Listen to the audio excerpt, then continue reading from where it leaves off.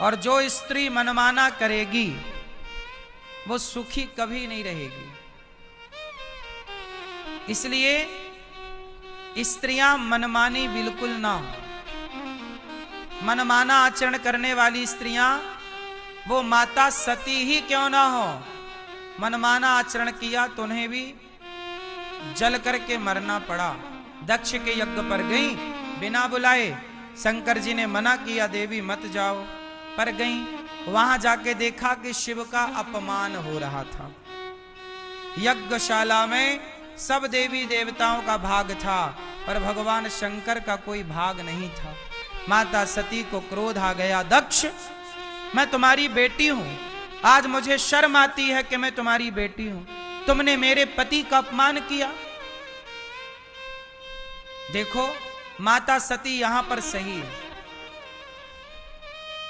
आजकल की लड़की अपने पति का पक्ष नहीं लेती, अपने पिता का पक्ष लेती।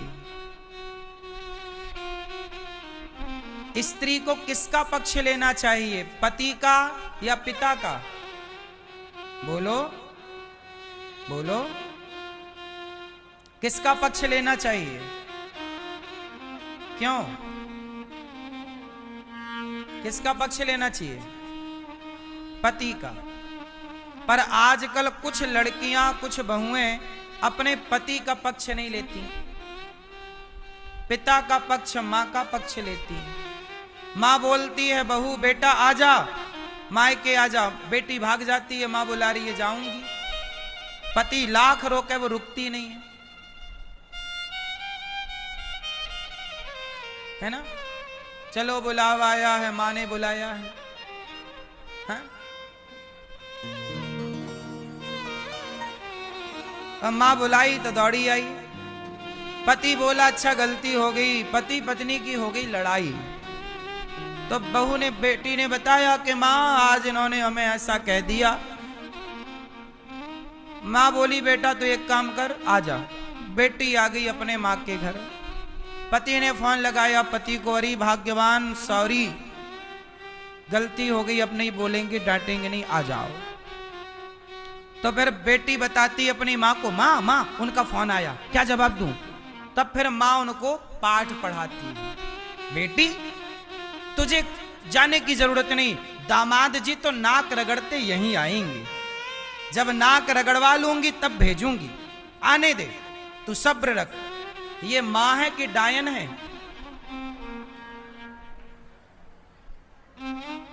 एक बात बताओ, दामाद कौन होता है?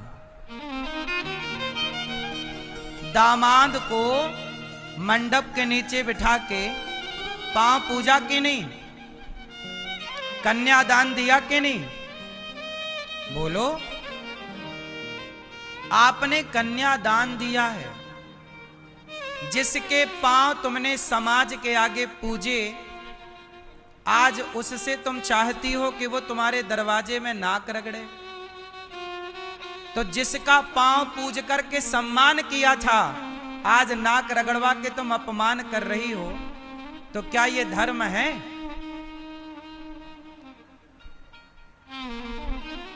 बोलो। और धिक्कार तो उस स्त्री को है। तुम कैसी पत्नी हो? तुम्हारा पति नाक रगड़ रहा है और तुम तमाशा देख रही हो। कम से कम पति के साथ तो खड़े हो जाओ। जो स्त्री अपने पति के साथ नहीं खड़ी होती, वो स्त्री कैसी है? वो स्त्री पत्नी कहलाने की अधिकारी है? अरे हर पति पत्नी के बीच का झगड़ा होता है, सबके घर में झगड़ा होता है, पर अपने पति का, चलो पत्नी हो तुम, जो बोलना हो बोल लो, पर तुम अपने, एक यहां आया मेरे पास लड़का प्रश्नोत्तरी में, बोला गुरुजी मेरी पत्नी, मेरी जरा लड़ाई हो जाए मेरी पत्नी से तो मेरी पत्नी अपने भाइयों को फोन लगाती है और इसके भाई आके मुझे मार के चले जाते हैं। अब सोचो कि उसके भाई दबंग हैं, तो वो जब चाहे अपने भाइयों को बुलवा के अपने पति को 2-4 पड़वा देती है। ले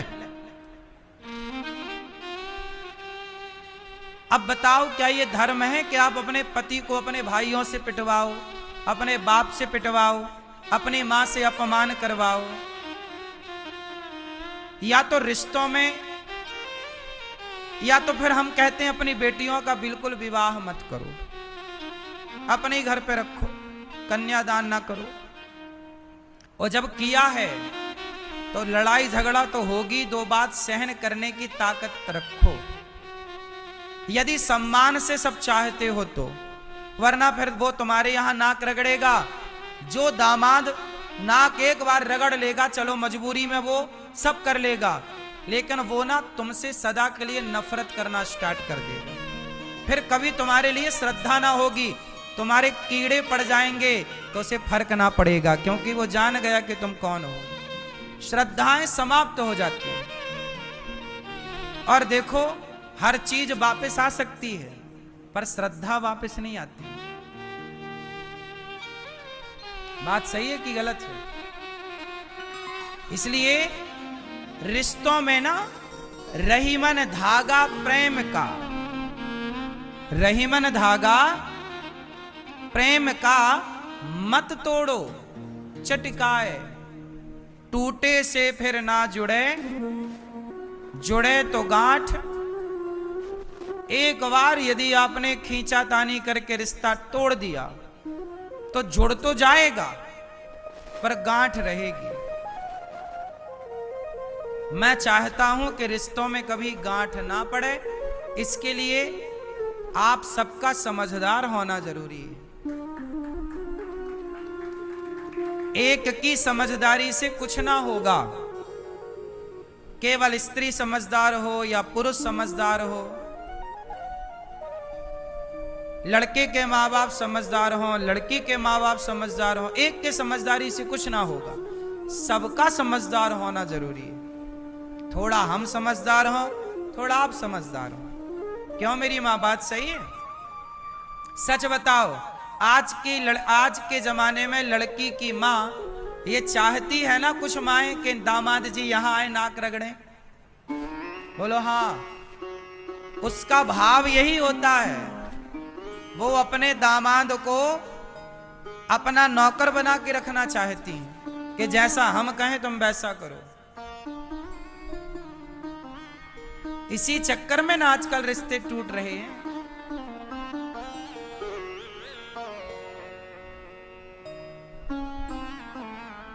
माता सती ने सही निर्णय लिया। माता सती ने अपने पिता के घर जाकर देखा कि मेरे पति का अपमान मेरे पिता ने किया। माता सती क्रोध में डूब गई। पिता से कहा, दक्ष, तूने मेरे पिता पति का अपमान किया, अब मैं तेरी बेटी बनकर जीऊंगी ना, क्योंकि मेरे पति तो मुझे प्यार से दाक्षायणी कहकर बुलाते हैं। मेरा नाम जब लेते हैं तो आपका नाम लेकर बुलाते हैं। आज मेरे पति का आपने अपमान किया। माता सती योग अग्नि में जलकर भस्म हो गई और कहा कि मैं शिवद्रोही की बेटी बनकर जी नहीं सकती। दक्ष, तुम शिवद्रोही हो। तुम कौन हो? शिवद्रोही हो, और तुमने शिव का तिरस्कार किया है। मैं शिवद्रोही की बेटी बनकर जी नहीं सकती। और माता सती ने योग अग्नि में जलकर शरीर त्याग दिया। और वही माता सती का शरीर जब जला तो भगवान भूत भावन भोलेनाथ को खबर लगी कि सती जल गई। दौड़ पड़े। माता सती का शरीर जलता हुआ उठाकर शंकर जी छाती से लगाए माता सती को जलता हुआ शरीर, और दौड़े। भगवान नारायण ने देखा कि शंकर जी तो छोड़ने को तैयार नहीं। तब माता सती तो मर चुकी थी, पर सती को तो गले लगाए शंकर जी पागलों की तरफ सती सती कहकर दौड़ रहे हैं। तब भगवान नारायण ने अपने सुदर्शन से माता सती के शरीर को काटना शुरू किया, क्योंकि वो छोड़ने को तैयार नहीं। तो एक एक अंग काटा तो माता सती के शरीर के 52 टुकड़े हुए भगवान के सुदर्शन से। और वो 52 टुकड़े जहां जहां गिरे वह एक एक शक्ति पीठ बन करके तैयार हो गए। वही वामन शक्ति पीठ है। बाद में माता सती दक्षिण यज्ञ किया, उसका सिर काटा गया, बाद में बकरे का सिर जोड़कर यज्ञ पूरा कराया गया। बाद में सती पार्वती बनकर प्रकट भई और 10,000 वर्षों तक बिल्व पत्र खाकर तपस्या की। तब भगवान शिव ने कहा कि पार्वती, आपने 10,000 वर्ष केवल बिल्व पत्र खाया, बिल्व पत्र ने आपके प्राणों की रक्षा की, अब मैं बिल्व पत्र सदा स्वीकार करूंगा। तब से शंकर जी पर बिल्व पत्र चढ़ने लगा, क्योंकि सती माता पार्वती को बिल्व पत्र बड़ा प्रिय है। बाद में शंकर जी का विवाह माता पार्वती से हुआ और वो कैलाश पर विराजे। माता सती के कोई पुत्र नहीं था। जब वो पार्वती बनी तब इनके कार्तिकेय और गणेश जी 2 पुत्र हुए। भगवान शिव आनंद से अपनी पत्नी के साथ विराजे हैं। शंकर जी अपनी पत्नी से बहुत प्रेम करते हैं। देखो भगवान राम अपनी पत्नी से कितना प्यार करते हैं, रावण से लड़ गए। शंकर जी पत्नी से कितना प्यार करते हैं कि जलता हुआ शरीर छाती से लगाकर दौड़ते रहे। हाँ कि ना? भगवान कृष्ण कितना प्यार करते हैं, राधा रानी के पांव दबाते हैं हमारे कन्हैया। बस आप लोग हैं कि बस अपनी पत्नियों से लड़ते रहते हैं। जबकि शंकर जी बहुत प्यार करते हैं, राम जी बड़ा प्यार करते हैं, बस आप लोग हैं जो लड़ते रहते हैं। क्यों जी? बात सही है। अपनी अपनी पत्नी से बड़ा प्यार करना चाहिए, बड़े प्रेम से रहना चाहिए। ये हम नहीं कह रहे हैं, हमारे राम सिखा रहे हैं, शंकर जी सिखा। शंकर जी का कोई भी मंदिर ऐसा नहीं होगा जिस मंदिर में शंकर जी के साथ पार्वती जी ना हो। बोलो हाँ। बस आप ही हैं दोस्तों के साथ अकेले भाग जाते हैं। शंकर जी कहीं दोस्ती यारी में नहीं जाते, पत्नी के साथ चलते हैं। क्यों? जो पति अपनी पत्नी क्या है? पत्नी सुरक्षा कवच है। पत्नी साथ होगी तो कोई चुड़ैल तुम्हारी तरफ नहीं आएगी। यदि पत्नी दूर हुई तो एक चुड़ैल बैठी है ना, वो आपको पकड़ लेगी। हाँ या ना? क्यों? सही है दादाजी? जहां जाओ पत्नी के साथ जाओ। सही है कि गलत है? कितने लोग सहमत हैं मेरी बात से? पत्नी को छोड़ो मत। आप सही हैं? पत्नी के साथ चलते, जहां जाओ पत्नी के साथ जाओ। शंकर जी के मंदिर में पत्नी विराजी। अच्छा देखो, शंकर जी बड़े परोपकारी, बड़े दानी हैं। शिव समान दाता नहीं, विपत्ति विदारण हार, लज्जा मेरी राखियो नंदी के यशवार। शिव समान दाता, शंकर जी के जैसा कोई दाता। शंकर जी बड़े दानी हैं, शंकर जी जैसा कोई दानी नहीं।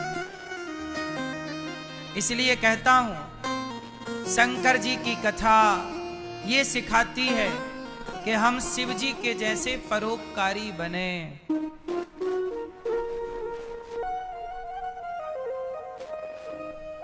शंकर जी के सिर पर गंगा